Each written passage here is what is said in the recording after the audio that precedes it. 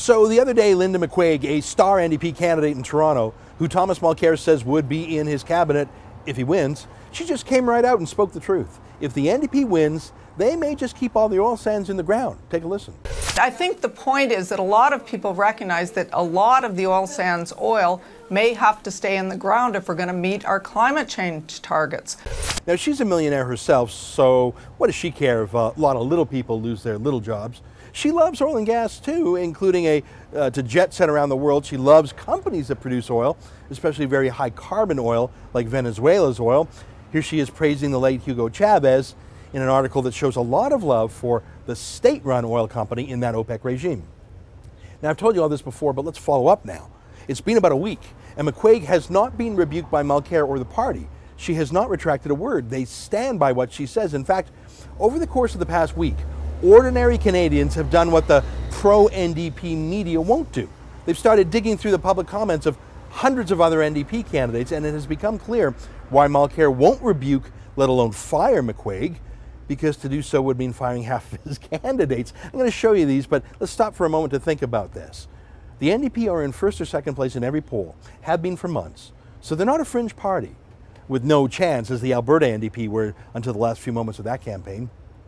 I mean, Thomas Mulcair has been the leader of the official opposition for 4 years, so there's no excuse for the hundreds of journalists who cover federal politics to have absolutely ignored the crazy talk by so many NDP MPs and candidates. There's no excuse other than they just don't hold the NDP to account like they do for conservative candidates. So here I present to you the fruits of research done almost completely by citizen journalists like our friend Sheila Gunn-Reid out of Alberta. Here, there are just so many. I'm just going to whiz through a few of them. Here's the one I showed you before with the NDP candidate from Saskatchewan saying we should landlock Alberta, block all the pipelines, kill the oil sands. Here's a weird one from a candidate in Oakville, Ontario, who's both against oil and fishing. It's just weird to me for a candidate from Oakville, where 3,000 men and women work to make cars at the Ford plant, that she would campaign against oil. I mean, what do you think those Fords used to drive? A courageous environmental extremist would stand at the gates to the Ford plant handing out anti-car leaflets in the name of reducing our carbon footprint, but a coward would only attack faraway oil sands. Here's Chris Markovich. He works at NDP headquarters. This guy manages to combine his hatred for oil with his hatred for conservatives and his hatred for Christians. Here, get this. It is like precious tar sands oil poured on the head, down on the beard, running down on conservative Jesus's beard, down upon the collar of his robe. All right, buddy, time to get some therapy about your time at Catholic school, I think. Listen, I promise you there are a dozen more like that, calling for moratoriums, banning pipelines, banning all fossil fuels, and it's not just the NDP. Of course, the Liberals have hated Alberta oil since the days of Pierre Trudeau and the National Energy Program. But my point today is the NDP. Because you'd think that the Alberta NDP Premier and the Alberta NDP Energy Minister would now come to the defense of their province and their industry. Again, this isn't some generic conversation about global warming or a carbon tax, both of which are very anti-Alberta in their effects, but at least rhetorically they pretend to be neutral or general. These are outright attacks on only one province and only one industry.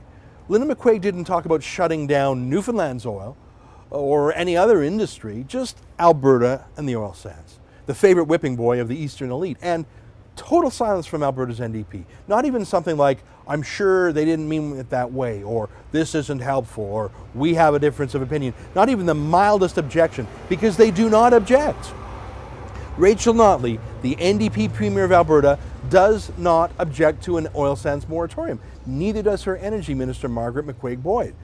Neither do their Toronto-based chiefs of staff who fly in each week to Alberta, Brian Topp or Graham Mitchell. Here's a reminder of who they are. Here's Brian Topp.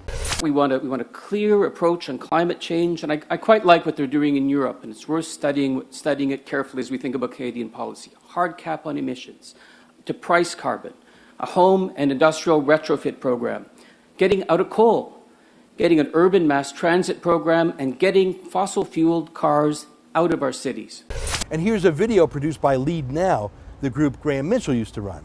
Since then, the Harper government has stripped our environmental protections, put all our economic eggs in one risky basket, and damaged our international reputation.